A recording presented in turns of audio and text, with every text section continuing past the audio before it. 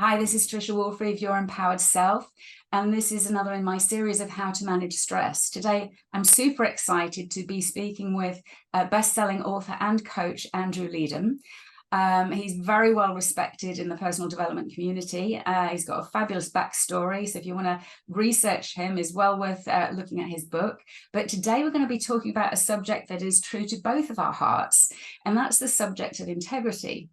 And you might be wondering what integrity has got to do with stress. Well, we're going to find out in the interview. But before we do that, I'm going to ask Andrew what it is that stresses him out on a day-to-day basis.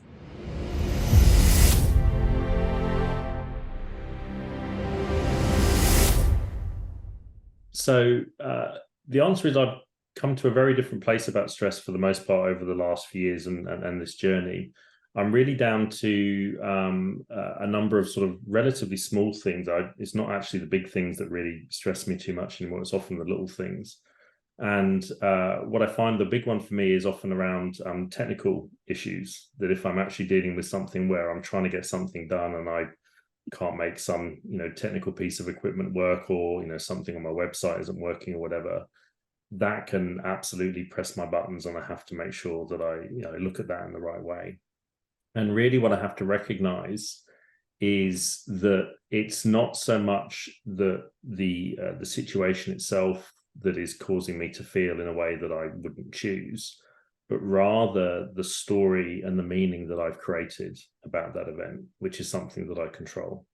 And so I recognize that the event is just whatever it is, but the story that I'm telling myself about that, or what I call, the inner critic is telling me about that, is actually what's causing me the emotional difficulty about it. And so it's often that if I'm feeling like I'm out of control in some way, I'm feeling like this is something happening to me instead of by me, and I'm saying that in my mind that I want to get to a particular place and this is blocking me, that's really what's causing me the stress or the upset. Yeah. And it's a matter then of recognizing that that's just a story that I'm telling myself, that there are many different ways of looking at that same event, and that this will, I've managed every other situation that I've had to deal with in my life so far, and at the right time and the right way, I'll deal with this one in the same way. And so this is just another stepping stone to getting to where I want to be. And that far from having an expectation that I should have a problem-free life, I recognize that we choose our path and we choose our problems. And so I recognize this is part of my journey to where I want to be, not something that's kind of working against me in some way. And so that allows me to be calm and just deal with it. Yeah. And I love what you're saying about the story we tell ourselves, because and what you said there about we choose our path and we choose who we want to be, but also we choose our responses in the moment. And so you've chosen to respond in a different way to those challenges. I share the same stressor as you, technology, but mine is slightly different because, or the reason for mine is slightly different, because with mine, I have to fix it in a nanosecond so that I can get on a call. And that's never going to work. So I like to give myself time and space. So I realize for me, all I need is time and space. So not try and fix that now. If it's not working, it just isn't working. And to wait until I have time and space. And that to me has been an absolute game changer. It doesn't work so well when it has to work now, but that's just part of acceptance, isn't it? It's allowing ourselves to see that we think of all of these things as being stuff that's, it's all going to spin out of control and go terribly wrong. But if you actually look back over your life, that's very rarely, if not never, the case. It might be an irritation, it might be a problem to deal with. Yeah. But the idea it turns into this complete disaster, which is what that story in our head often is almost never true. And so I kind of remind myself as a grown adult that I refuse to live under monsters under the bed stories, right? That it's just a story that I've told myself. Yeah, brilliant, love it. Okay, so let's talk about integrity.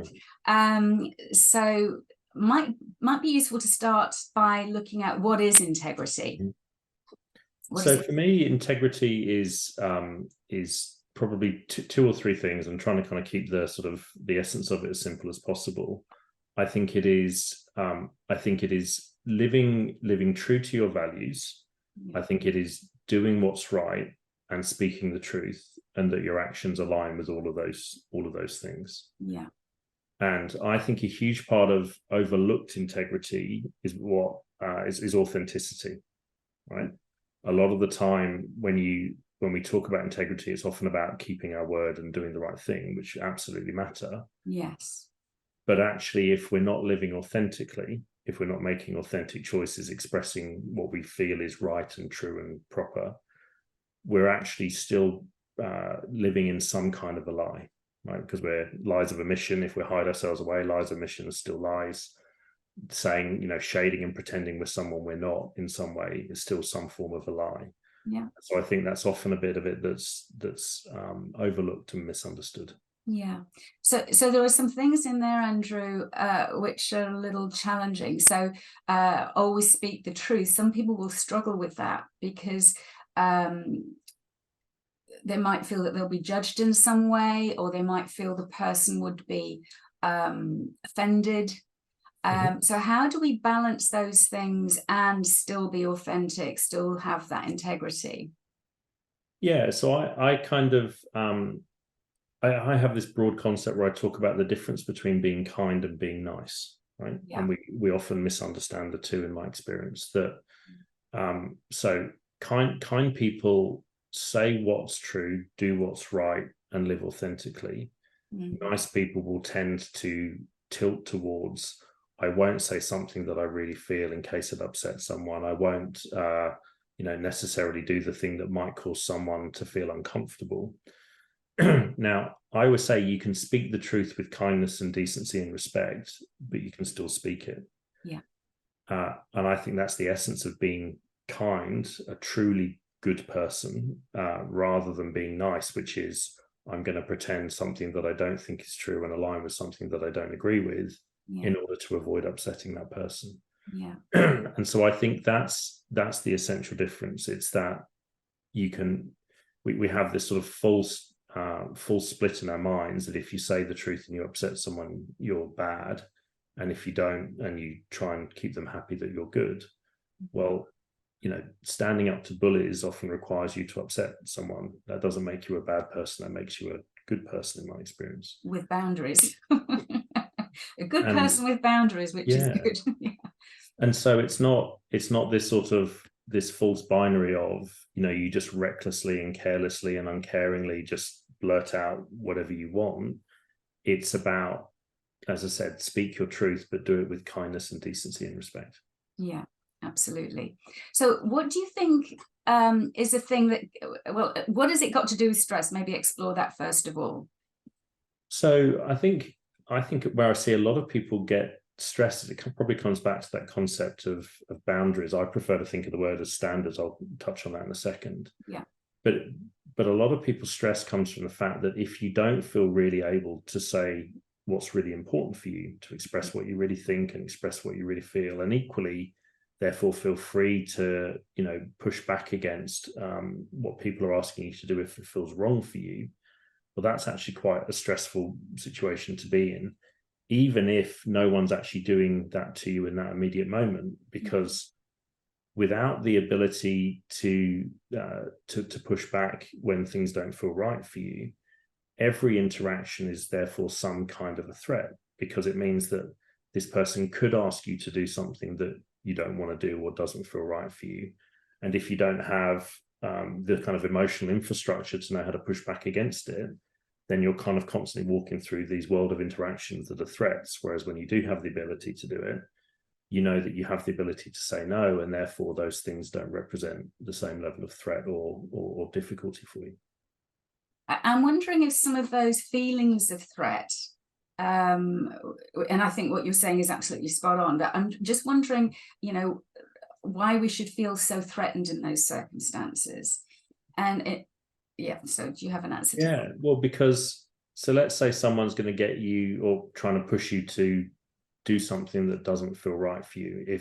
If you're kind of caught in the sort of mental prison that says, I'm worried about upsetting this person, so I feel like I've got to say yes, but that actually feels wrong for me, I'd say that's quite a difficult stress, because now you're trying to square a circle that can't be dealt with. And the answer to that is to tell the truth and to speak openly. And I always think that what's really crucial is I just think of that as being honest and respectful communication, right? The job of two integrated adults is not to push or coerce someone to do something they don't want to do. It's for you both to express what you want and where you're coming from, and you can find out if there's common ground. And if there's not, great, that's a good answer to land on. And if there is, then great, that's a good answer to land on. But if you're in the place where I feel like I have to compromise myself, do things that I don't want to do and feel wrong for me in order to avoid upsetting you or being disapproved of by you, then, as I said, then you have no defense against things that feel wrong to you. Yeah.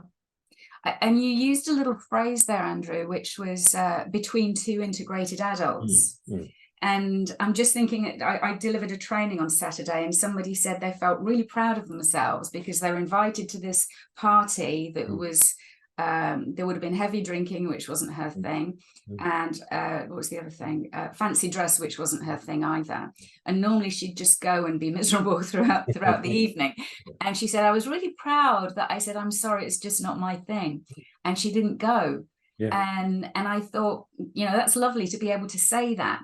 Yeah. The problem is that there are some people that would kind of take that as a personal affront, wouldn't they? So, I think the phrase that you use of integrated adults is a really great one, because an integrated adult, somebody who's got emotional maturity, would just respect that person's point of view. So it's almost like there's the bully type person from school who is still present in the adult world sometimes. But I think also for us, I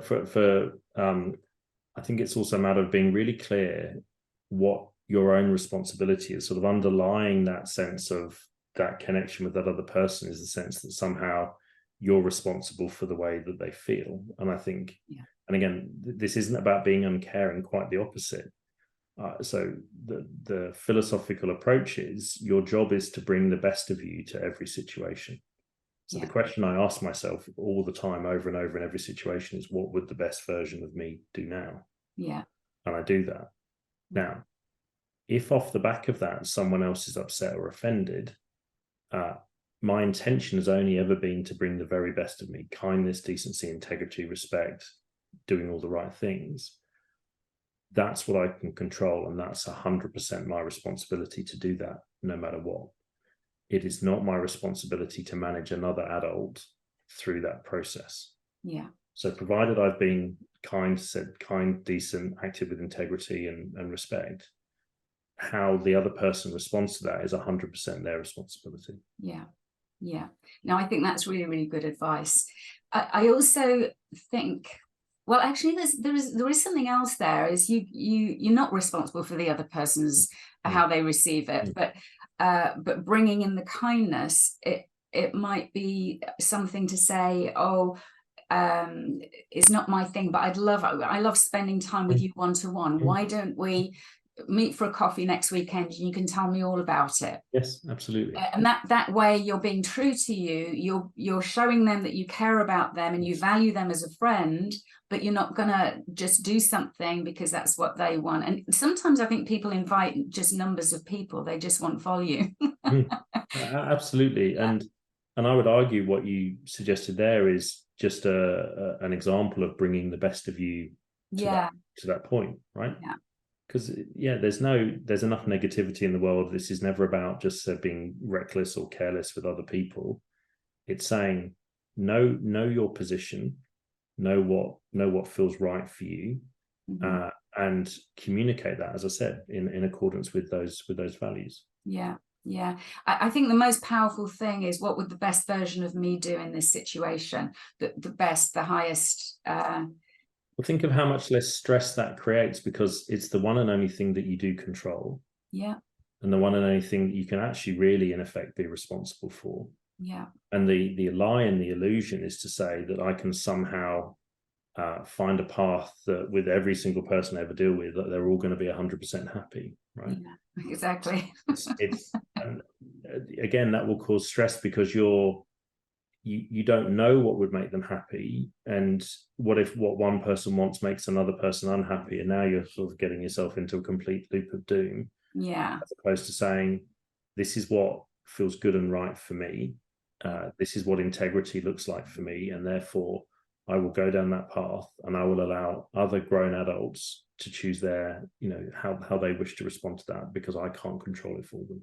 I like that concept of the loop of doom as well. That you otherwise you are just in the loop of doom, aren't you? I do think there's another part to integrity, which is doing what you say you're going to do. Don't make commitments that you can't then follow through on, or if you can't, just give people some forewarning when it becomes clear that's going to happen. That to me is a big thing as well. I don't know do you know why people struggle so much with just being authentic and having that integrity? What is it that's, because to me it just seems worse than it was. I've had a lot of years behind me, so I've got some comparisons. Well, I think it's two things. I think so in really simple terms, there are two questions for every person to really answer to create a life that makes sense and to feel good and to be confident. The first one is, who am I? And the second is, what do I want? Right now, the reality is that actually, specifically and in detail, most people don't know the answers to either of those two questions. And so what that means is that we end up not knowing the answer to that question of what would the best version of me do now. And we don't know what we want. And if we don't know what we want, then we tend to be reactive to things as opposed to setting the agenda ourselves. And so what it means is that people will often say yes to things when the answer is really no, because they don't know what they want. They don't really know who they are and their values and all the rest of it. So they don't have that emotional infrastructure to say no. So how do I put this? They've committed to something where the real answer was no, but they've said yes in order to not upset the other person. So again, without sounding too harsh about it, they've effectively lied to the other person and got into a commitment that they never really wanted. And now they don't know how to get out of it. It's another one of those loops of doom. And so the answer is, know who you are, know what you want, and with kindness and integrity, say what really matters to you. And the people who are good integrated adults will acknowledge and respect that, and the people who are less right for you will have a problem with it. And again, both are fine. Actually, that's a good point as well. Less right for you. So it's important to think about who you surround yourself with as well, isn't it? I always think of your authenticity, which is why I'm clear that it's part of integrity. Think of your authenticity as being like a filter, right? How it filters in the right people for you and filters out the wrong people for you. And so I'm 100% me. Yes, I'm clearly different with my daughters to, with a senior business person or whatever, but the essence of me is exactly the same in all of those situations. And I'm completely aware that no matter what, some people will like and love me, some people won't care, and some people will think I'm terrible. And there is no path by which that breakdown doesn't happen. Absolutely. Yeah. The question then is, how do I find, when I'm being authentic, I'm then finding the right people for me. Those people are being filtered in, the wrong people are being filtered out. If I'm inauthentic, I'm filtering in to some level the wrong people, and I'm filtering out to some level the right people. Which again creates its own stress. I talk about the same thing slightly differently. And what I say is that most people are looking for, and it's usually about 10% of people who are not going to like you no matter what you do. You can buy them a Ferrari, you can give them your home, and they're just not going to like you. So, but people seem to just try so hard to be liked by those ones that just are never going to like you no matter what.